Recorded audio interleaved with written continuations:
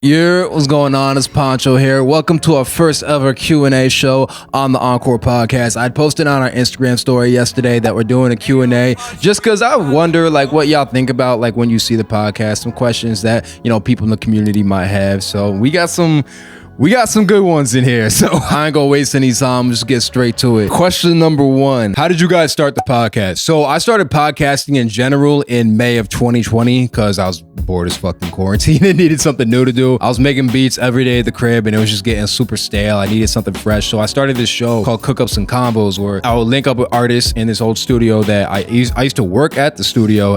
It used to be a creative center for kids. I would work there and I had a key there. I'll cook up a beat live, take 10-15 minutes, and the artist would freestyle over it and we turned it into a show and it was dope. One day I just thought, yo, we have all this equipment here. I could like interview the artists like after we finished the cook up shit. And yeah, that's how that started. That's how I started interviewing.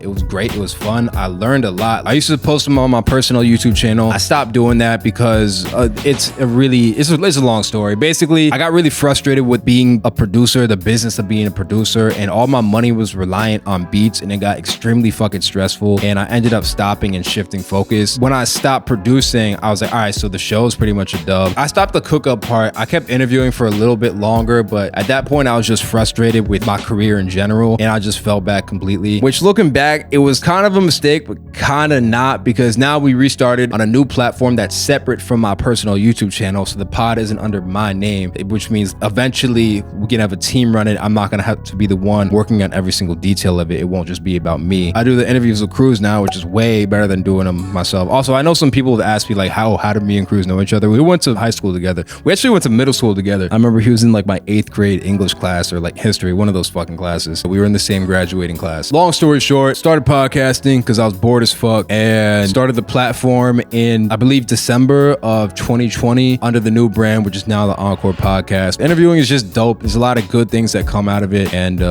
yeah, that's how the pod started. Question 2, how many songs have made you cry? Fuck, there's like a couple that come to mind right now. Some shit I was listening to the other day was, remember the I'm Not Racist shit by Joyner Lucas? That shit fucking made me shed a tear. There's an artist, Fora, who makes like really deep songs that like I've always listened to in like hard times in my life and shit. I don't know a number of shit. I would say 7. I definitely have like a fucking in my bag playlist, but songs that could really like make me cry. I don't know. Yeah, I would say like 7. Oh, there's another one. I know everyone doesn't like him, but the NF fucking How Could You Leave Us? That's probably the saddest song I've ever heard in my life. Yeah, that's what I would say. What do you believe is the best strategy for upcoming artists to promote their music? I think this takes some sort of self-awareness of what type of artist you are and who your audience is. It's hard to give a blanket answer to that question. If I had to, I would say make TikToks, post them. When you get tired of making TikToks, make more. TikTok is the way. And people have been saying this for years. Some people still don't want to believe it, but TikTok is the way. I would not have a fucking career without TikTok. The podcast would be about 1/3 as big as it is now if it wasn't for TikTok. TikTok is solely my main source of revenue right now. TikTok is the answer. There's a lot of nuance to that. Again, what depends what type of artist you are. Things in general, I would say, is first, have good music. Like, that's step one. Be relatable. If people feel like they relate to you or that they could be you or want to be you, that's gonna make shit a lot easier for you. The best way to display that would be through TikTok, through showing your face on camera. I know everyone doesn't like the camera, but there's no better way to do it. Honestly, there's really not. Any strategy can work at the end of the day. Well, almost any. There's some shit that is just stupid. I don't want to get into fucking all that. Anything can work if you stay consistent enough. Making YouTube videos, which is what we do. We got, I don't know, 600 something subs right now. In 2.5 years, we're gonna have a very big channel. And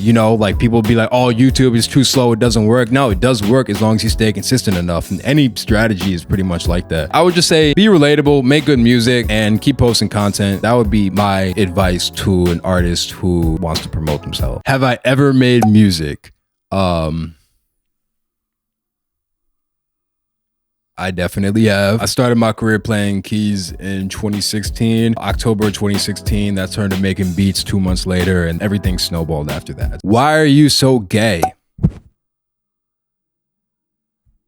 Advice for new artists on making new songs often without the budget to record them. Learn to record yourself. Buy a fucking $100 condenser microphone, buy a Scarlett interface, and I'm assuming you have some sort of computer or laptop already, and just learn to record yourself. You'll be way better off for it. Then when you actually start recording with engineers, you'll know exactly what you want. You'll be able to skip that entire experimental phase when artists pay mad money to get songs recorded and hate everything they get back. Just learn to record yourself. Honestly, every artist should know how to record themselves. I think if you don't have a base knowledge of how to record and mix your vocals, you're fucking up. Like, I firmly believe that you're definitely putting yourself at a disadvantage, and it's going to be real easy for engineers to take advantage of you in the future. So learn to engineer yourself. That would be my advice. Waffles or pancakes? Pancakes, just because like waffles are like mad fucking thick and heavy, and I don't like to eat shit that's like mad heavy. I like to feel light. I don't really like eating red meat. Like, I will do it. I will eat steak and shit like that and ribs, but like I'd much rather have like lean chicken or salmon or some shit like that. Just makes me feel energized instead of like heavy. What's more important for an artist, authenticity or publicity? I mean, I would say authenticity. Again, this depends on what your goals are, because like there's a lot of people in music who are only in music because they want to be famous. They don't give a fuck about the art at all. Like, they just want to be fucking lit. I can't really hate on that, especially if someone's growing up in a fucked up environment and they're just trying to get their mom out the hood and shit. I'm always going to say authenticity. I think when you focus solely on publicity, you could end up very unhappy or doing shit that goes against your values and your morals. I think if you want to be happy in your career and as an individual, authenticity is the way. That's it for our first Q&A show. I might create another one like a month from now, so tune into the Instagram if you want to stay tuned in for that and ask us any questions. And